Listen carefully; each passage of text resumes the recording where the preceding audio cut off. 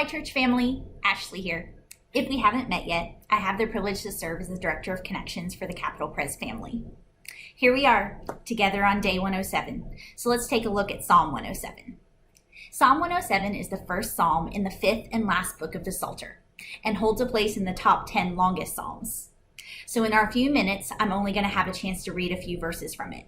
But I hope you take some time today to read it in its fullness, and consider with your heart and your head what we're being reminded of and called to do. Let's take a look together. Psalm 107. Oh, give thanks to the Lord, for he is good, for his steadfast love endures forever.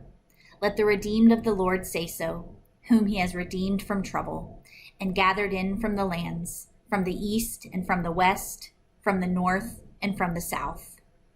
Some wandered in desert wastes, finding no way to a city to dwell in. Hungry and thirsty, their soul fainted within them. Then they cried to the Lord in their trouble, and he delivered them from their distress. He led them by a straight way till they reached a city to dwell in. Let them thank the Lord for his steadfast love, for his wondrous works to the children of man. For he satisfies the longing soul, and the hungry soul he fills with good things. While we're not going to have a chance to read them, notice as we scroll down to the end of the psalm, 3 more distinct colors, marking a total 4 narratives in this section: green, blue, purple, and yellow. We'll talk more about one of them in a moment.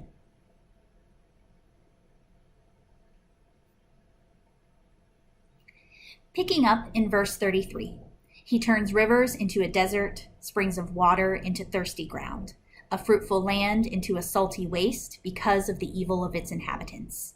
He turns a desert into pools of water, a parched land into springs of water. And there he lets the hungry dwell, and they establish a city to live in. They sow fields and plant vineyards and get a fruitful yield. By his blessing they multiply greatly, and he does not let their livestock diminish. When they are diminished and brought low through oppression, evil, and sorrow, he pours contempt on princes and makes them wander in trackless wastes. But he raises up the needy out of affliction and makes their families like flocks. The upright see it and are glad, and all wickedness shuts its mouth. Whoever is wise, let him attend to these things. Let them consider the steadfast love of the Lord.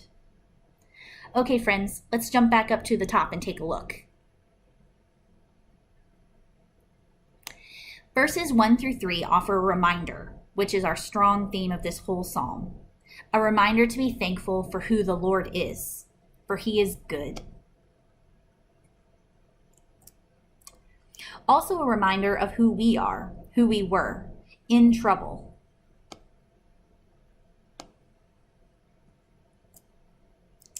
And then finally, the challenge for us to take action, to say so, to speak these truths. The Psalm's way of hitting this home is walking us through 4 distinct narratives, of which we were only able to read one. Let's dive into this one a little closer. As you reread the full psalm later today, take note of the familiar rhythm that is captured in each narrative. The Lord's people find themselves in distress. Here, they're wandering in desert wastes. They're hungry and thirsty. Next, you'll notice that they cry out to the Lord. They cry out from their place of distress and trouble. Then we see that the Lord rescues them. He delivers them. He led them.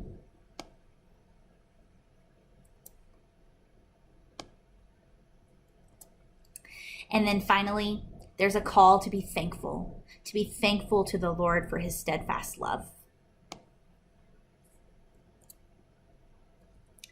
Take some time today to explore this rhythm in each narrative, but let's not just leave them as what the Lord has done for others, but spend some time considering the theme of each one and how the Lord has worked similarly in your story. When you were lost, wandering, and the Lord led you to safety. When you were trapped, a prisoner, and he freed you, burst your bonds. Let's jump back down to the end.